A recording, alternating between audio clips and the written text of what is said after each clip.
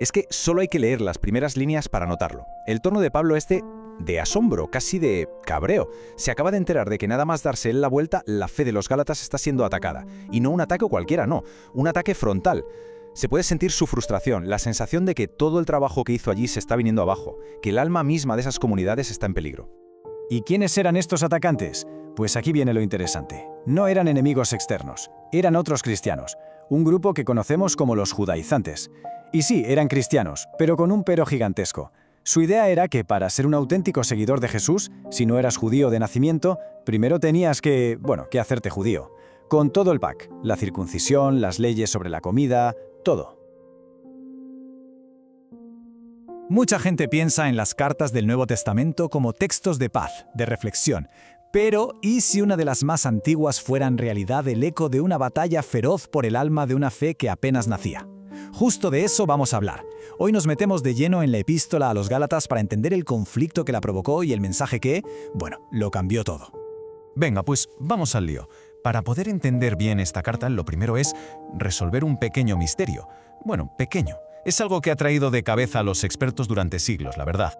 La pregunta, en principio, parece muy sencilla, pero es que es la clave de todo. A ver, ¿a quién le estaba escribiendo el apóstol Pablo con esa urgencia que se nota en cada línea? La carta va dirigida, textualmente, a las iglesias de Galacia. Vale, eso es una región de lo que hoy es Turquía. Pero claro, la pregunta del millón es, ¿a qué parte exacta de Galacia se refería? Y aquí es donde empieza el debate, claro. Hay dos teorías principales, la del norte y la del sur. Sin entrar en demasiados detalles, la mayoría de los especialistas hoy se inclinan por la del sur, la que se refiere a la provincia romana. Y ojo, que esto no es una simple discusión geográfica, es súper importante por una razón fundamental. Nos da la fecha. Y esto es que lo cambia todo. Porque si aceptamos la teoría del sur, de repente estamos hablando de una carta escrita súper pronto, alrededor del año 52 después de Cristo. O sea que podría ser, y es muy probable, el primerísimo escrito de Pablo que ha llegado hasta nosotros. Imagínense, es una ventana directa, sin filtros, a los conflictos iniciales, a la mismísima cuna de la fe cristiana.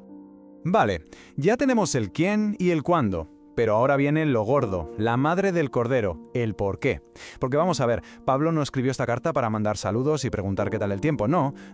La escribió porque las iglesias de Galacia estaban metidas hasta el cuello en una crisis que amenazaba con llevárselo todo por delante. Es que solo hay que leer las primeras líneas para notarlo. El tono de Pablo es de asombro, casi de cabreo. Se acaba de enterar de que nada más darse él la vuelta, la fe de los Gálatas está siendo atacada. Y no un ataque cualquiera, no, un ataque frontal. Se puede sentir su frustración, la sensación de que todo el trabajo que hizo allí se está viniendo abajo, que el alma misma de esas comunidades está en peligro. ¿Y quiénes eran estos atacantes? Pues aquí viene lo interesante. No eran enemigos externos, eran otros cristianos, un grupo que conocemos como los judaizantes. Y sí, eran cristianos, pero con un pero gigantesco. Su idea era que para ser un auténtico seguidor de Jesús, si no eras judío de nacimiento, primero tenías que hacerte judío. Con todo el pack, la circuncisión, las leyes sobre la comida, todo. De hecho, el libro de los Hechos lo deja clarísimo. Pone en su boca su argumento principal. Para ellos, esto no era un tema menor, Era el centro de todo. Decían que sin la circuncisión y sin seguir la ley de Moisés, simplemente no había salvación. Punto. Estaban, en esencia, predicando un evangelio a medias, una especie de mezcla. Claro, para Pablo esto no era una simple diferencia teológica o un debate entre amigos, no. Para él esto era directamente otro evangelio, un mensaje que vaciaba de contenido todo lo que él había predicado. Por eso su respuesta es tan visceral. Tenía que ser inmediata, tenía que ser dura y desde luego apasionada. Bueno, pues ahora vamos a ver cómo Pablo, que era un polemista brillante, coge los argumentos de sus oponentes uno por uno y los desmonta pieza a pieza. Es que es una defensa legal, teológica, magistral, de verdad. La estrategia de los judaizantes se apoyaba básicamente en tres pilares. Primero, atacar a Pablo personalmente, cuestionar su autoridad, decir que era un apóstol de segunda, un advenedizo. Segundo, defender la ley de Moisés como el plan eterno e inmutable de Dios. Y tercero, el argumento del miedo, advertir que sin la ley para guiarlos, todo se convertiría en un caos moral. Y Pablo, como decíamos, no se anda por las ramas. Coge esos tres argumentos y estructura su carta para responder a cada uno de ellos. Es una respuesta sistemática, una demolición lógica y muy, muy potente. Primer punto, su autoridad. Y aquí Pablo va con todo. Su contraataque es brutal. Afirma que su evangelio no se lo enseñó nadie, ni Pedro, ni Santiago, ni ninguno de los de Jerusalén. Dice que lo recibió por revelación directa de Jesucristo.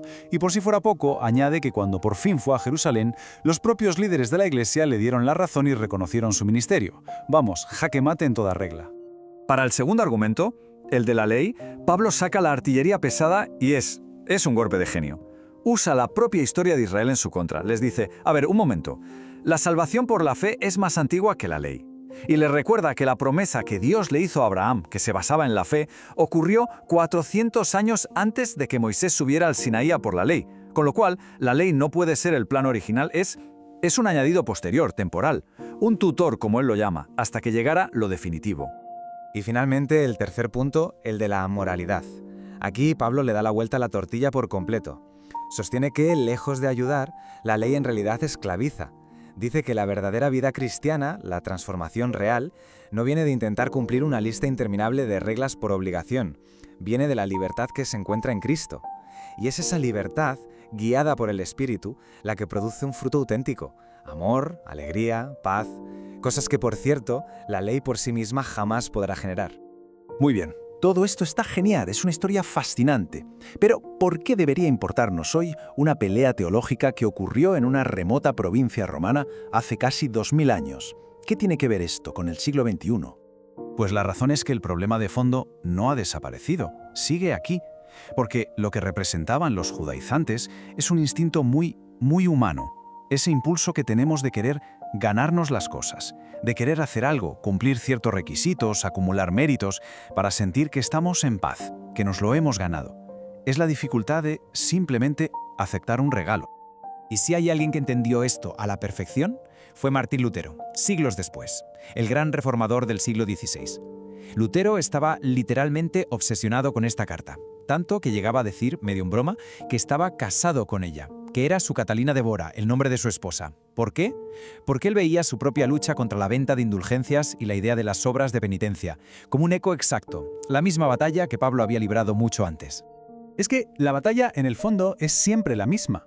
Lo único que cambia es el escenario y los disfraces. Para Pablo el combate fue gracia contra ceremonias de la ley. Para Lutero fue gracia contra obras y penitencias.